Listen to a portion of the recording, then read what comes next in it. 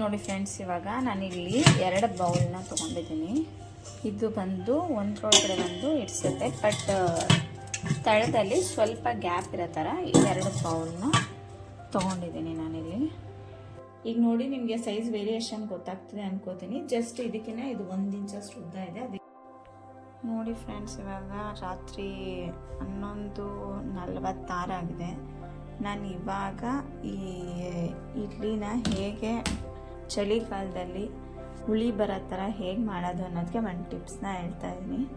ಈಗ ನೋಡಿ, ಇಲ್ಲಿ ನಾನು ಏನು ದೊಡ್ಡ ಪಾತ್ರೆ ತೋರಿಸಿದ್ದೆ ಬೆಳಗ್ಗೆ, ಆ ಪಾತ್ರೆಯಲ್ಲಿ ಜಸ್ಟು ನಿಮಗೆ ತಳಕ್ಕೆ ಟಚ್ ಆಗೋ ಥರ ನೋಡಿ ಸ್ವಲ್ಪನೇ ನೀರು ಕಾಯಿಸ್ತಾ ಇದ್ದೀನಿ. ಹೀಗೆ ನೋಡಿ, ಇದನ್ನ ಚೆನ್ನಾಗಿ ಬಾಯ್ಲ್ ಮಾಡ್ಕೊಳ್ಳಿ. ಇದು ನೋಡಿ, ತುಂಬಾ ತಳದಲ್ಲಿದೆ ನೀರು. 1 ಇಂಚಷ್ಟು ಇರ್ಬೋದು. ಈ ದೊಡ್ಡ ಪಾತ್ರೆಯಲ್ಲಿ 1 ಇಂಚಷ್ಟು ಮಾತ್ರ ಫುಲ್ ಹೈ ಫ್ಲೇಮಲ್ಲಿ ಕಾಯಕ್ಕಿಟ್ಟಿದ್ದೀನಿ. ಇದು ಚೆನ್ನಾಗಿ ಕುದಿಬೇಕು. ಈಗ ನೋಡಿ, ನೀರು ಚೆನ್ನಾಗಿ ಕುದೀತಿದೆ. ನೋಡ್ತಿದ್ದೀರಲ್ವ ಪಾತ್ರೆಯಲ್ಲಿ ಎಷ್ಟು ಕ್ವಾಂಟಿಟಿ ನೀರು ಹಾಕಿದ್ದೀನಿ ಅಂತ. ಜಸ್ಟ್ 1/2 ಗ್ಲಾಸು ಇಲ್ಲ 1 ಗ್ಲಾಸು ದೊಡ್ಡ ಗ್ಲಾಸಲ್ಲಿ ಹಾಕ್ಕೊಂಡ್ರೆ ಸಾಕು. ಈಗ ನೋಡಿ, ಚೆನ್ನಾಗಿ ಬಾಯ್ಲ್ ಆಯ್ತಿರೋ ನೀರನ್ನ ನಾನು ಕೆಳಗೆ ಇಳಿಸ್ಕೋತಾ ಇದ್ದೀನಿ. ನೀವು ಬೇಕಾದ್ರೆ ಸ್ಟವ್ ಮೇಲೆ ಹಾಗೆ ಕೂಡ ಬಿಡ್ಬೋದು. ನೋಡಿ, ಇಲ್ಲಿ ಚೆನ್ನಾಗಿ ಈಗ ಮಳ್ತಿರಿದ್ರೆ ನೀರು. ನೋಡಿ, ಇದು ನಾವೇನು ನಾನು ಈಗ ಈ ಚಿಕ್ಕ ಪಾತ್ರೆಗೆ ರುಬ್ಬಿರೋ ಅಂತ ಹುಳಿ ಹಿಟ್ಟನ್ನ ತೆಗೆದಿಟ್ಕೊಂಡಿದ್ದೀನಿ ದೋಸೆಗೆ. ಈಗ ಇದನ್ನು ಕ್ಲೋಸ್ ಮಾಡಿ ಒಂದು ಏನೋ ಬಟ್ಟೆ ಹೆಲ್ಪಿಂದನೇ ನೀವು ಇದನ್ನು ಇದರಲ್ಲಿ ಇಡಿ. ಯಾಕೆಂದರೆ ನೀರು ಕಾಯ್ದಿರೋದ್ರಿಂದ ಬಿಸಿ ಆಗೋ ಚಾನ್ಸಸ್ ಇರುತ್ತೆ. ಅದಕ್ಕೋಸ್ಕರ ಹೀಗಿಟ್ಟರೆ ನಿಮಗೆ ಬೆಳಿಗ್ಗೆ ಅಷ್ಟೊಗೆ ಇಡ್ಲಿಗಾಗಲಿ ದೋಸೆಗಾಗಲಿ ಹಿಟ್ಟು ಚೆನ್ನಾಗಿ ಹುಳಿ ಬಂದು ನಿಮಗೆ ಬೆಳಗ್ಗೆ ಮಾಡೋಕ್ಕೆ ತುಂಬ ಹೆಲ್ಪ್ ಆಗುತ್ತೆ. ಸೊ ಈಗ ನೋಡ್ತಿದ್ದೀರಲ್ವಾ, ನೋಡಿ ಈಗ ಸಂಪಣ ಬಂದು ಇಷ್ಟೇ ಇದೆ. ಈಗ ನೋಡಿ, ಇಲ್ಲೊಂದು ಲೈನ್ ಕಾಣಿಸಿದೆ ನೋಡಿ. ಈಗ ಬೆಳಿಗ್ಗೆ ಅಷ್ಟೊಗೆ ಹೇಗಾಗಿರುತ್ತೆ ಅನ್ನೋದನ್ನ ನೋಡೋಣ. ನೋಡಿ, ನೀವು ಸ್ಟವ್ ಮೇಲೆ ಇಟ್ಟರೆ ಹಾಗೆ ಬಿಡ್ಬೋದು.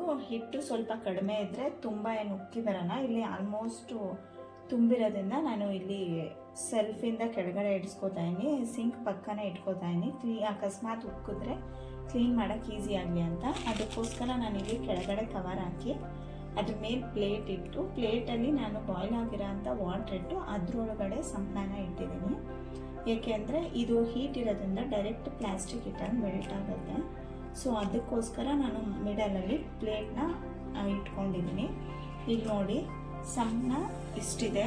ನಾನೀಗ ಇದಕ್ಕೆ ಸ್ವಲ್ಪ ಹೈಟ್ ಇರೋ ಅಂಥ ಪ್ಲೇಟ್ನೇ ಕ್ಲೋಸ್ ಮಾಡ್ತಾಯಿದ್ದೀನಿ. ಯಾಕೆಂದರೆ ಉಬ್ಬಿದ್ರೂ ಕೂಡ ಏನು ಈಚೆಗೆ ಬರಬಾರ್ದು ಅನ್ನೋ ರೀಸನಿಂದ. ಈಗ ಇದು ಹೇಗೆ ಬೆಳಿಗ್ಗೆಗೆ ಹಿಟ್ಟು ಹುಳಿ ಬಂದಿರುತ್ತೆ ಅನ್ನೋದನ್ನ ಬೆಳಿಗ್ಗೆ ನೋಡೋಣ ಫ್ರೆಂಡ್ಸ್. ಇವಾಗ ಇಡ್ಲಿ ಎಷ್ಟು ಉಬ್ಬಿದೆ ಅಂತ ನೀವು ಇನ್ನೂ ಸ್ವಲ್ಪ ಬೇಗನೆ ಈ ಮೆಥಡ್ನ ಯೂಸ್ ಮಾಡಿದ್ರೆ ಇನ್ನೂ ಚೆನ್ನಾಗಿ ಉಬ್ಬಿರುತ್ತೆ. ಇಷ್ಟು ಉಬ್ಬಿರೋದನ್ನ ನೋಡಿದಾಗ ಇದು ಇನ್ನೂ ಬೆಚ್ಚಗೇನೆ ಇದೆ ನೋಡಿ. ನಿಮ್ಗೆ ಅವಾಗೆ ಲೈನ್ ಕಾಣಿಸಿತ್ತು. ಈಗ ಪಾತ್ರೆ ತುಂಬ ಸಂಪಣ ಉಪ್ಕೊಂಡಿದೆ. ನೀವೀಗ ಇಡ್ಲಿನ ಆನ್ ಮಾಡ್ಬೋದು. ನೋಡಿ ಹೇಗೆ ಸಾಫ್ಟ್ ಆಗಿರೋವಂಥ ಇಡ್ಲಿ ಎಷ್ಟು ಚೆನ್ನಾಗಿದೆ ಅಂತ ನೋಡಿ. ಇಡ್ಲಿ ಮತ್ತು ಸಾಂಬಾರು ಇಡ್ಲಿ ನೋಡಿ ಎಷ್ಟು ಸಾಫ್ಟ್ ಆಗಿದೆ, ತುಂಬಾ ಮೆತ್ತಗಿದೆ. ಇದೇ ಥರ ಹೊಸ ಟಿಪ್ಸ್ಗಳು ಮತ್ತು ಈಸಿ ಟಿಪ್ಸ್ಗೋಸ್ಕರ ನನ್ನ ಚಾನಲ್ನ ಶೇರ್ ಮಾಡಿ, ಲೈಕ್ ಮಾಡಿ, ಸಬ್ಸ್ಕ್ರೈಬ್ ಮಾಡಿ. Thank you for watching.